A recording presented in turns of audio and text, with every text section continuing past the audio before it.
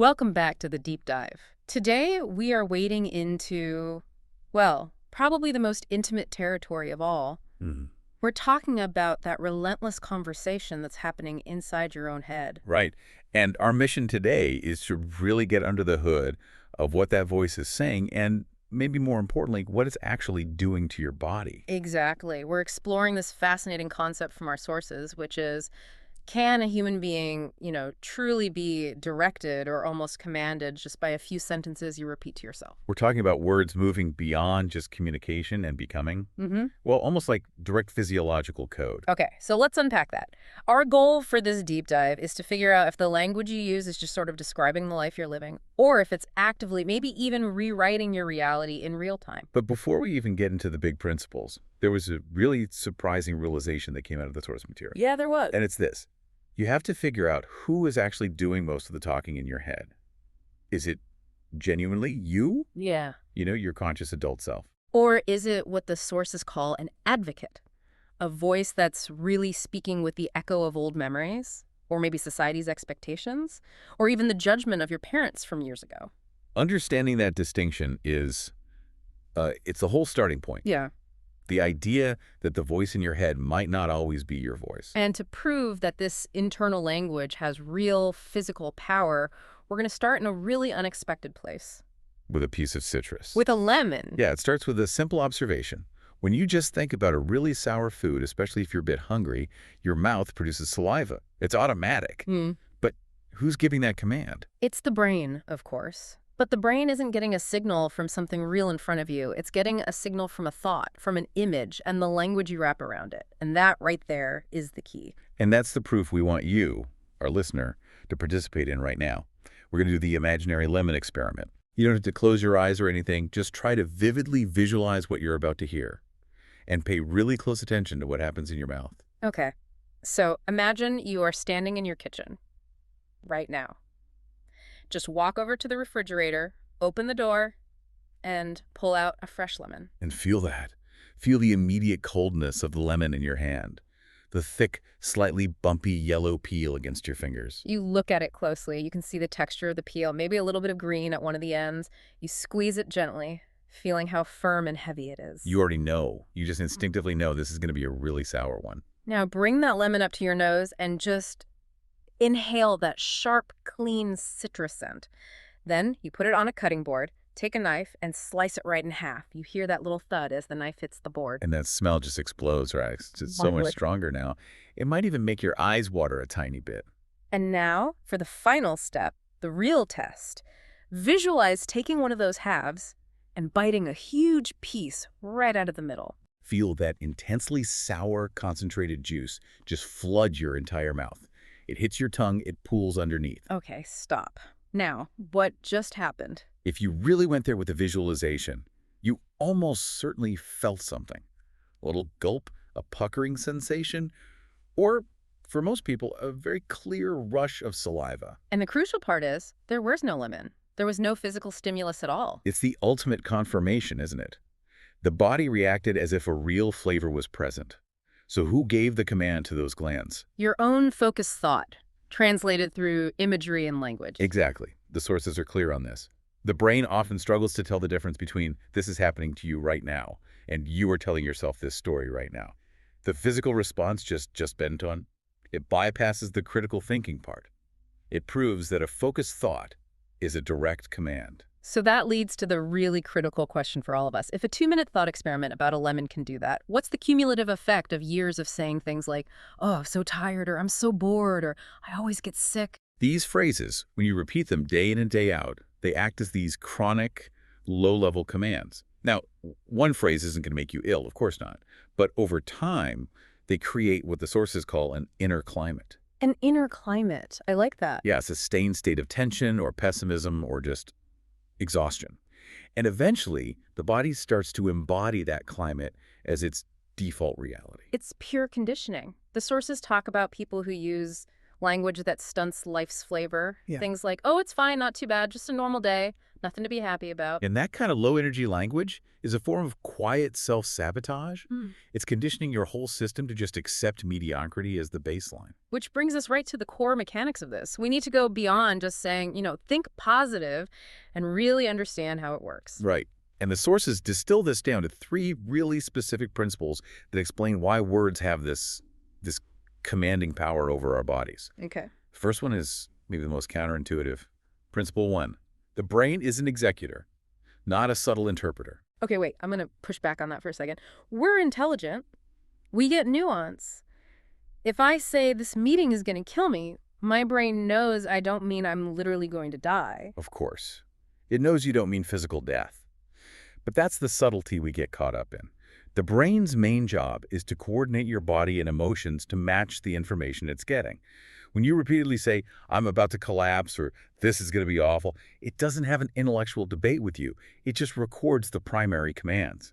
Collapse. Awful. So it's not taking it literally, but it is priming the pump, so to speak. It's setting the stage for that outcome. Precisely. It starts getting the system ready for that reality. If your default command every morning is, I'm so tired, I'm dragging, your brain literally starts down-regulating the systems that would mobilize energy. It's just trying to manage the reality you keep telling it exists. So even just saying something as conversational filler, just for the sake of it, has a cost. You're actually training your brain what your default state should be. You're training your brain.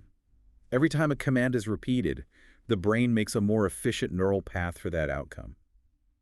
It's executing the program you run the most often. Okay. So if the brain is an executor, what makes some commands so powerful so instantly? Even if they aren't repeated, that has to be principle 2. It is. Principle 2. Words are amplified by emotion and mental state. Ah, the booster battery. The booster battery, exactly. A casual remark is totally different from a statement that is just loaded with disappointment or fear or anger. That emotion, it's like a shot of adrenaline for the words. So when you're in a moment of real frustration and you say, I can't do anything right, it's not just a passing thought. No, it's delivered to your internal operating system with this huge surge of energy. The feeling validates the statement for the brain. It's like a priority 1 message. And the real danger, the sources warn, is when that happens over and over. Those repeated, emotionally charged negative phrases, they transform from just a temporary feeling into a deep internal truth. And once it's an internal truth, it starts running the show. It runs everything. Your choices, your motivation, your habits. If your internally truth is, I fail when things get hard, you will unconsciously start looking for evidence to prove that's true. You'll make sure your actions line up with failure. It's a self-fulfilling prophecy. That's a staggering amount of power for just a few sentences. It is, and that leads right into the third part of the mechanism. Principle 3. Focus converts to action. We can't really focus intensely on more than one thing at a time. Exactly. And whatever you direct your concentration toward, you start to follow a very predictable sequence. Walk us through that sequence. It's pretty relentless. It starts with words, which direct your thought. That thought, repeated, hardens into a belief. The belief dictates your action, or your inaction, and that action creates your result. That's the core of autosuggestion right there. It is, and it's why those simple affirmations that people sometimes mock, like the one in the source material, every day in every way I am getting better and better, they're more powerful than they seem. Because it's not about the magic of the words themselves. Not at all. The power lies in what the sources call the discipline of planting a direction for the mind. You're consciously creating a positive point of focus to counteract all the automatic negative background noise. Yeah. You're giving the executor a new, high-priority instruction to follow. So we have the mechanism. Yeah. The brain executes, emotion amplifies it, and focus creates the path. Now let's get into the practical application. How do we actually use this in the messiness of everyday life? This is key. The sources are very clear. This is not a replacement for medicine or therapy or dealing with real hardship. But what it does do is profoundly change your stress levels, your self-care, and your posture of living in the face of all that. It builds resilience from the inside out. Okay, so let's get into the 4 specific lessons on how to do this. Let's do it. Lesson 1. Every phrase is a soft command. This is the idea that every single thing you say to yourself has a bit of directional power. That's it. It's not always as dramatic as the lemon, but every repeated phrase creates a beaten path in the mind. The more you say something, the easier it is for your thoughts and your body to just automatically follow that path. Your job is to consciously choose to beat a new path. Which flows right into lesson 2. Change your operating keywords. Yeah. Sometimes, to change your life, you don't need more information. You just need to change the habitual phrases you run on, your operating keywords.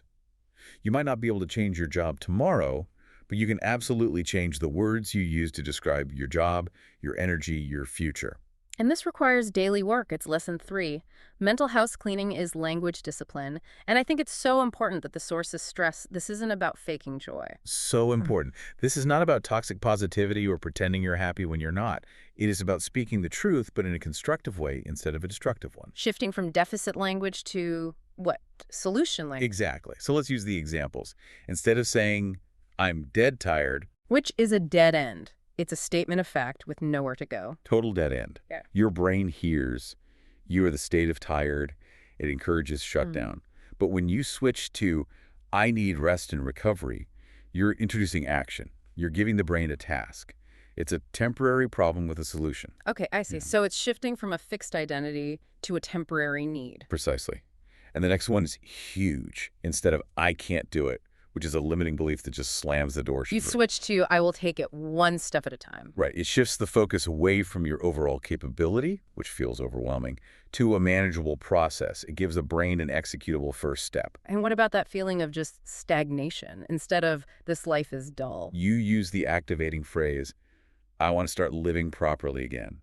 This life is dull is a judgment that leads to more inaction. But I want to start is a command for your brain to start seeking out novelty and opportunity. It's a redirection. Which brings us to the emergency tool. Lesson 4.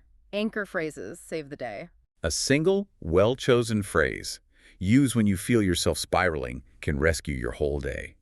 The idea is to pick one simple phrase that feels genuine to you. Something like, negative suggestions do not control me.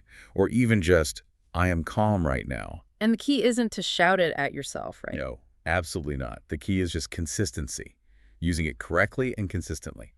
The sources even suggest planting these phrases in your mind during moments of deep relaxation, like right before you fall asleep, when your critical mind is turned down. That quiet moment when the advocate's voice finally fades and your conscious self can plant a deliberate seed. Precisely. And if you're looking for just one place to start this whole process, it begins with a simple decision. Today, I will speak to myself with respect. And with that, we circle all the way back to the lemon. That imaginary lemon proves everything you need to know. It proves the body is listening to the mind, and the mind is listening to your language. It is undeniable, visceral proof of self-command. Because if you can create a physical reaction from a piece of fruit that doesn't exist, just imagine the long-term structural impact of years of directing either negativity or positive solution-focused commands. The ultimate insight here is that every single one of us is living in a world of words that we ourselves have built, often unconsciously. And when you change your language, you quietly, simply begin to change that world. You replace that old advocate's voice with your own. So we'll leave you with this final thought. Your life is created not just by what happens to you, but by how you name what happens to you. So choose one new positive phrase tonight. Plant it gently in your mind before you sleep. And just observe what happens for the next 7 days. Because sometimes the thing that changes everything isn't some grand gesture. It's just a small, correctly timed internal sentence.